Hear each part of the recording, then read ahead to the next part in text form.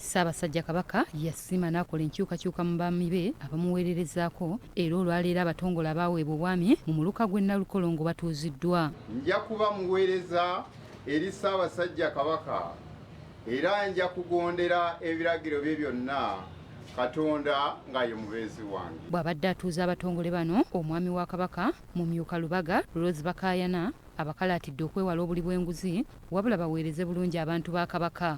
Naye nsaba babeere nti ekigambo ky'enguzi bakiwanyisa kisobole okukulembera abantu baabwe nga baluŋŋamu. Mu ngeri y'emu abasabye okulaganira awamu okukuuma ekitiibwa ky'Obwakabaka. Mwewale esangasamwa wano nawali, mwewale okwegatta kwabo abaleesi b'ebigambo.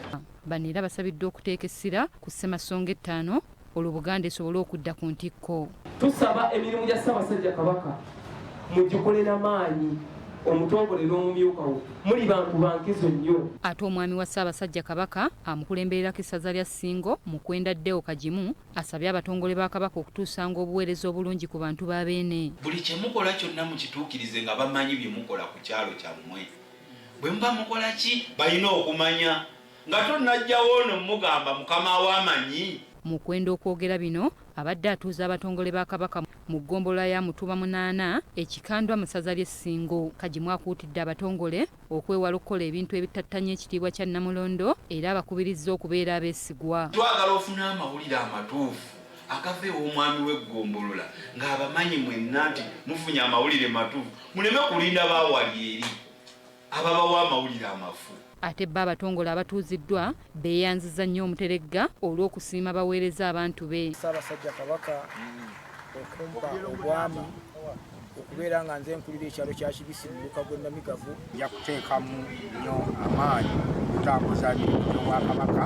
Mu ngeri emu mu ggombolola ya Ssaabasajja ey'e Nabweru etegese empaka z'okwolesa obuwangwa n'ennono mu bayizi b'amasomero abali mu ggombolola eno ng'abayizi boolesezza emizannyo, okufumba, okuyimba n'ebirala. Omumyuka asooka owa Kaggo Ronald Bakulu Mpagi ategeezezza nti kikulu nnyo okukulaakulanya ebitone by'abayizi naddala nga bakyali bato. Abantu bayiga kinene nnyo nga bayita mu kuyimba ne katemba.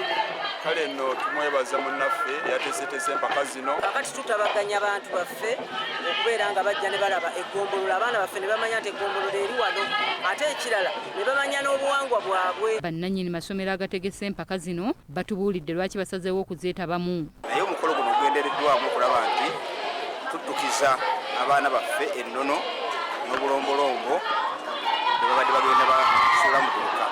Abaana tubalina obbalaga nti obuwangwa n'ennono bintu by'amaanyi nnyo mu byenjigiriza, bibayigiriza ensibuko yaabwe. Jacqueline Nantale, BBS Refina.